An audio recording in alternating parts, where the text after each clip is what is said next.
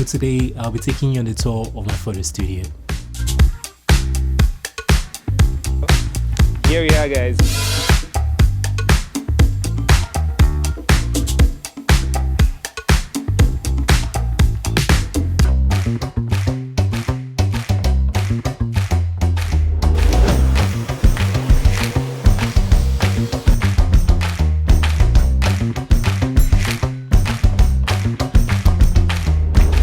So rewind 2 years ago, I was literally in a space whereby I didn't know if I should get the studio space or not, because I oftentimes rent a studio space or have to travel to clients' houses to actually get the shoots done. I was in a position whereby I didn't know how to get more creative because I felt limited, because if you have to rent a studio space, you're limited with the time, and that's literally, it has to be more of a client booking, or if you're trying to do something personal, that means you have to bring out extra funds from your money to be able to like get the space and all of that. But time is always a factor, and this was very disturbing to me from someone who literally came from Nigeria, and I had the studio in my space in my house, so it was quite easy for me to do stuff and be creative with stuff without having any limiting factor as time. So guys, for me to make this final decision, I had 3 different options, and the options were: should I get a studio?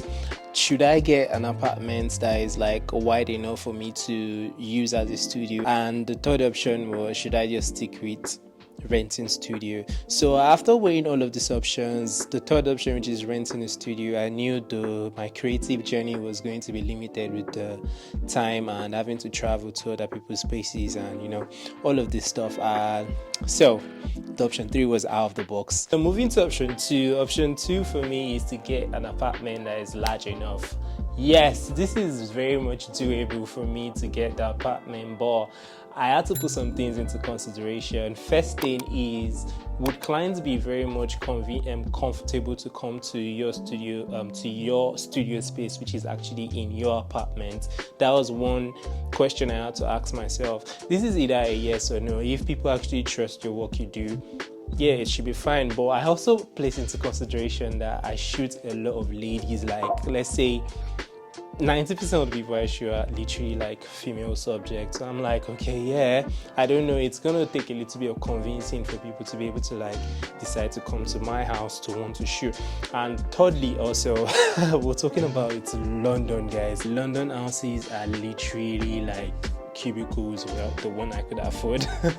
So yeah, these houses are quite small for me to be able to like pull off the kind of images or kind of stuff I would want to do. So this was literally like out of the box for me too at the same time. So I knew definitely that getting an apartment to use as a studio space alongside live-in wasn't actually a great choice at that point in time. But that left me with one more option. And the one more option right here, which is the last option, is actually to proceed and take the risk of having to get a studio, which I did. So I finally decided to take the leap of faith and get the studio.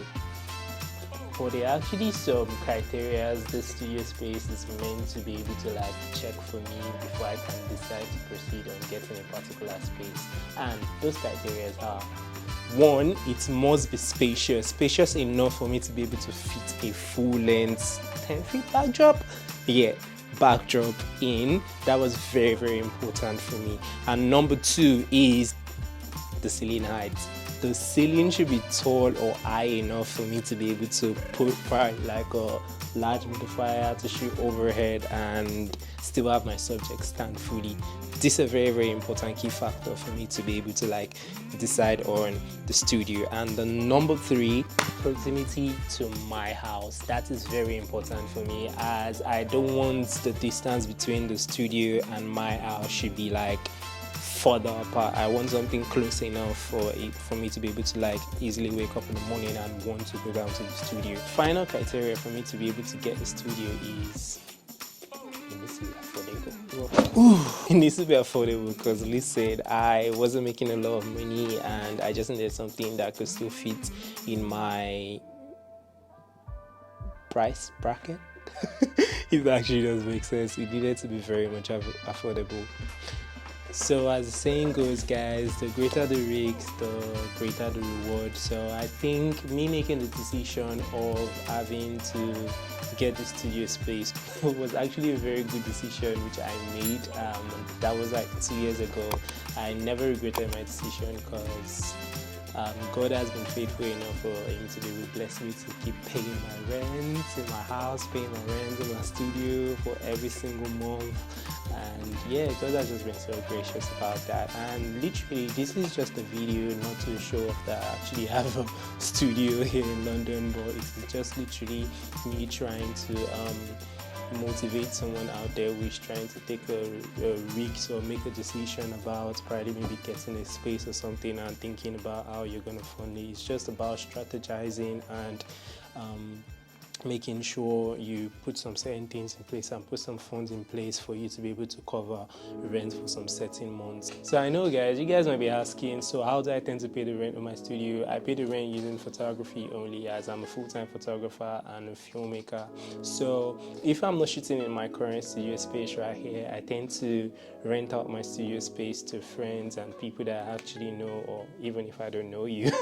So this brings in some certain level of income for me to be able to pay off the rent. As I know, I am a very, very risk-seeking person. I'm not risk-averse. I tend to take some silly decisions that eventually turn out either good or not so good. But at the same time, I know in the back of my mind that I made that decision and I actually took that risk. So that's part of my list, or is in my bucket list already. Things to do, things not to do. So guys, I hope you've been able to enjoy this video, or at the same time you've been able to learn something from this particular video right here for you to go take that risk, guys. And I'll be seeing you guys on my next video. Don't forget to subscribe and hit the post notification bell, and also you could give me a thumbs up if you enjoyed this video. I'll be seeing you on the next